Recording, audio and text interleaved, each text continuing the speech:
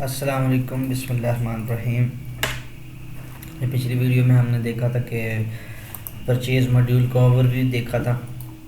Purchase order कैसे create करते हैं और कैसे ऑन हैंड क्वांटिटी को ऐड करते हैं। ठीक है, तो अच्छा, जब जब हम डायरेक्टली यहाँ से कोई चीज़ परचेज़ करते हैं और परचेज़ करने के बाद नई प्रोडक्ट क्रिएट कर रहे होते हैं तो उसकी जो टाइप होती है बाय डिफ़ॉल्ट कंज्यूमेबल होती है। और आपने अगर कंज्यूमेबल हो तो उसकी टाइप आप जाके प्रोडक्ट पे क्लिक करके उसको एडिटेबल करें, वहाँ से आप उसकी टाइप स्टोरेबल कर सकते हैं अगर एज़ पर रिक्वायर्ड।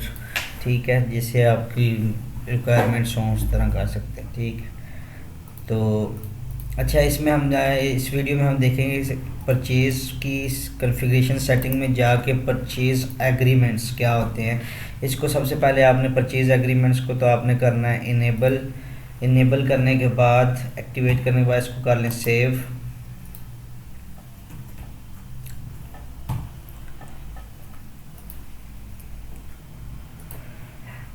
अच्छा, सेव करने के बाद यहाँ से देखना है आपने परचेज़ एग्रीमेंट टाइप्स की जो ऑप्शन होगी वहाँ आपके पास भी आ रही होगी।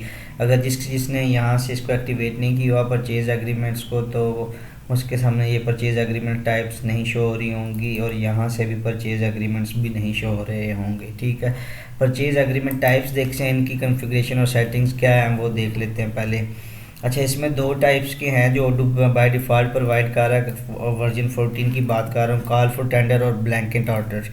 ब्लैंकेट ऑर्डर को देख लेते हैं। अच्छा, इसको एडिटेबल करते हैं, एडिट करते हैं। ब्लैंकेट ऑर्डर है, इसका एग्रीमेंट टाइप जो है, और ये देखिए एग्रीमेंट सिलेक्शन टाइप क्या है इसकी, सिलेक्ट ओनली वन RFQ, यानी कि सिर्फ एक।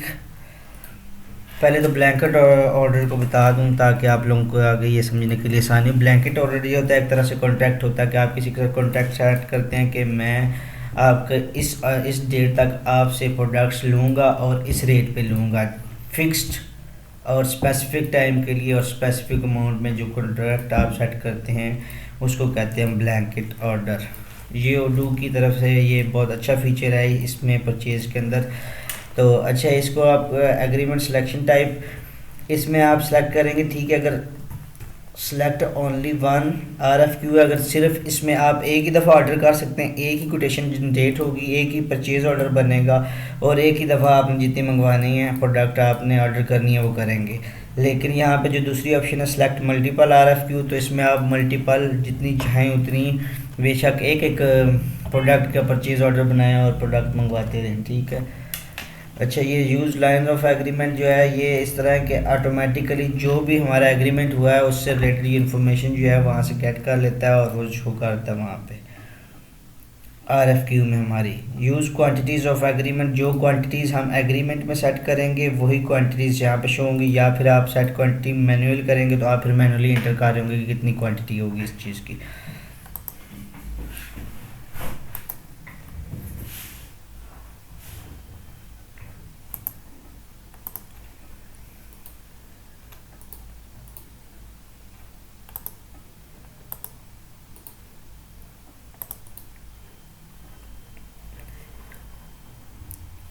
यहाँ में हमने सेलेक्ट किया है सेलेक्ट ओनली वन RFQ, और क्वांटिटी क्या है हमने सेट की है यूज़ क्वांटिटीज़ ऑफ एग्रीमेंट। यहाँ हम क्रिएट करते हैं purchase agreement blanket order. Vendor अगर आपने कोई नया क्रिएट करना है तो वो भी यहाँ से आप कर सकते हैं। ठीक है,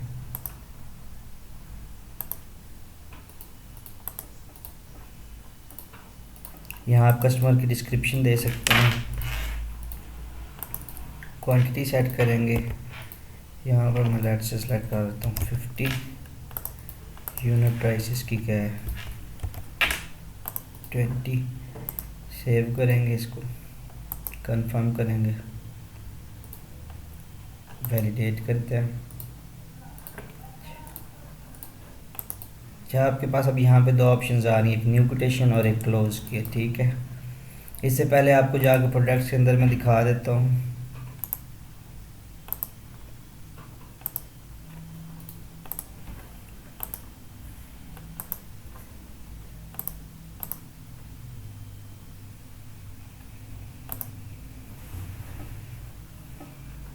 ये प्रोडक्ट है हमारे पास वॉच, इसकी ऑन हैंड क्वांटिटी क्या है 0, यहाँ पे हमने सेलेक्ट किया वॉच और इसकी क्वांटिटी हमने सेट की है 50, ठीक है।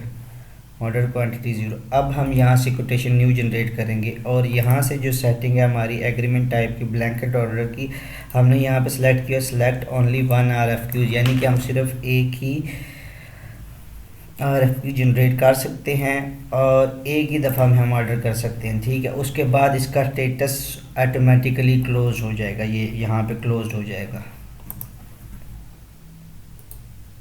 तो इसको प्रैक्टिकली करके देखते हैं। यहाँ पे वेंडर का नेम ऑटोमेटिकली हो जाएगा, ये यूज़ लाइंस ऑफ एग्रीमेंट जो है वो उसकी वजह से ये सारा कुछ हो रहा है। प्रोडक्ट भी ऑटोमेटिकली ये यहाँ पे लेके आ रहा है। और जो हमने यहाँ पे क्वांटिटी सेट की हुई ये 50 खुद आ रही है, ये इस वजह से आ रही है कि यहाँ पे हमने लिखा हुआ क्वांटिटीज़ में use quantities of agreement.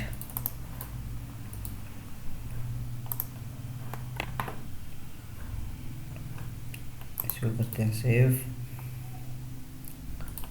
Confirm order करेंगे।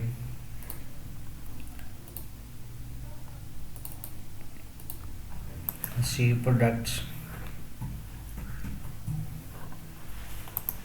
वैलिडेट,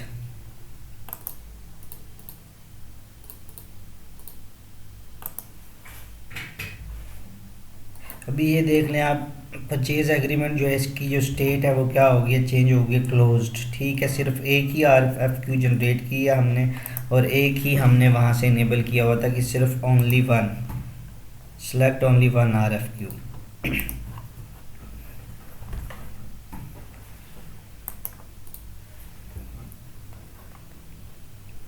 तो इसमें हमने जो क्वांटिटी सेट की थी बाय डिफ़ॉल्ट जो ऑटोमेटिकली क्वांटिटी ले वो 50 है, ठीक है। रिसीव भी 50। अब इसका बिल जनरेट करते हैं, create bill,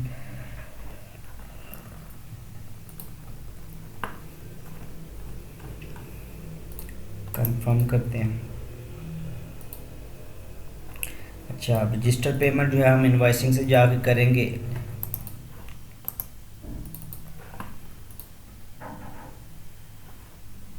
vendor bills,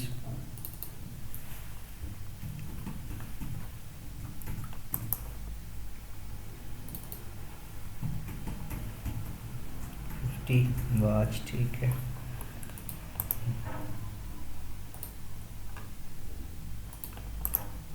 select cash, देखिए बिल हमारा पेड हो गया। अच्छा, हमने प्रोडक्ट्स में हमने हमारे पास क्या थी, वॉच, उसकी ऑन हैंड क्वांटिटी 0 थी। इसको रिफ्रेश कर लेते हैं।